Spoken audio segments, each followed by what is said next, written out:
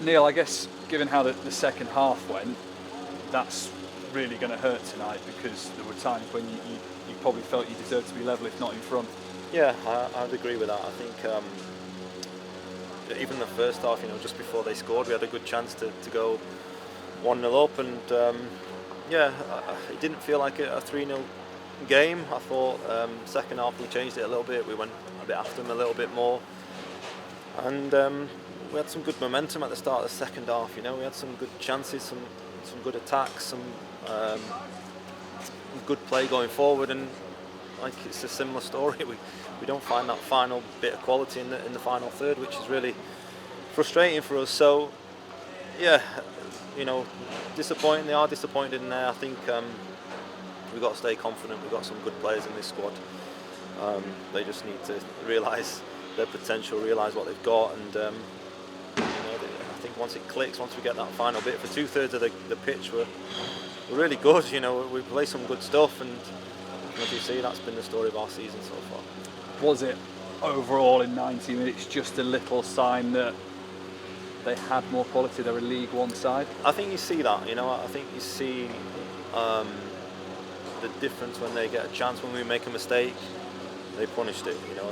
The third goal is a perfect example of, they come out of a duel that we should win, and as soon as he picks up the ball, he carries it. He's only got one thing on his mind, and that clinical, ruthless nature was the difference. That's what they had, and you see when we get a chance or a half chance, we're not as ruthless as that.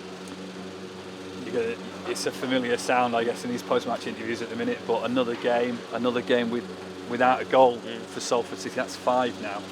Well, it's difficult. We're finishing the game with almost four attacking players across the front of the pitch. And you can't go too many attacking players because you don't want to leave yourself wide open at the back. So yeah, it's a case of quality. We're looking at better quality, more clinical, being more ruthless. We're getting chances.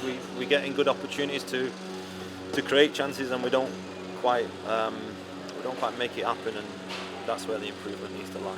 Second half, you changed to a back 4. It looked better. Obviously, we know the second half is a better performance. Has that given you ideas going into Saturday that there might be a better change of tactics? Yeah, it does. I mean, we've flipped throughout. We've changed some. We play some different ways. We build up from the back in different ways. So with the back 4, you can be a high pressing team with the back 4. That's the big difference. So we weren't fully comfortable with the amount of possession they had towards the end of the first half, and we knew in the second half they weren't going to have the same amount of possession. We knew we were going to change that. So we started really well on the front foot with that. I thought we forced them into some errors and just gained some confidence in ourselves, and we started really brightly with the ball. So I'm at the risk of repeating myself, but it's really frustrating in the final third at the minute. Where's your strikers' confidence at the minute?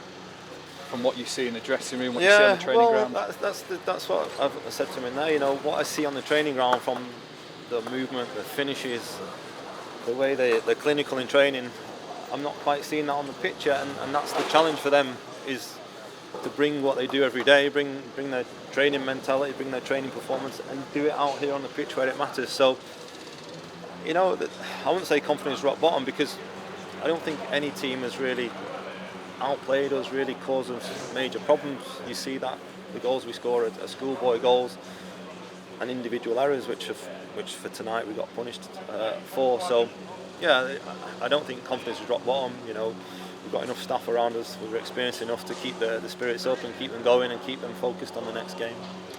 That next game is Carlisle here at the Peninsula Stadium. You're sick of me talking about scoring stats. You'll probably be sick of me telling you about the home stat as well. No home win since August. What is it about this place that you just cannot get over the line? Well, I've said this before, and it's different tonight, but in the league we've found teams come here and they're ready to sit in, they're ready to be defensive formation, and it's difficult to break teams down. It's and that's part of something we have to get better at. And I'm sure if we score the first goal, teams will come out and it'll be a different game. But the longer it's 0-0, the longer teams are happy to stay in it and try and nick a goal off a set piece or a counter attack. So yeah, we have to start bright. We have to find a way of scoring first, which we did very well early in the season. We were doing it very regularly in the season, and we need to get back to that.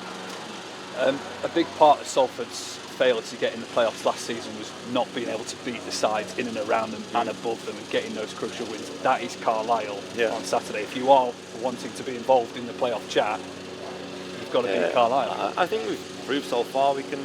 I mean, it's a league where anyone can beat anyone, but I think we've proved so far. We beat Stevenage, we beat Northampton, we beat teams up above us, and I'm sure we can put a performance and get the 3 points on Saturday.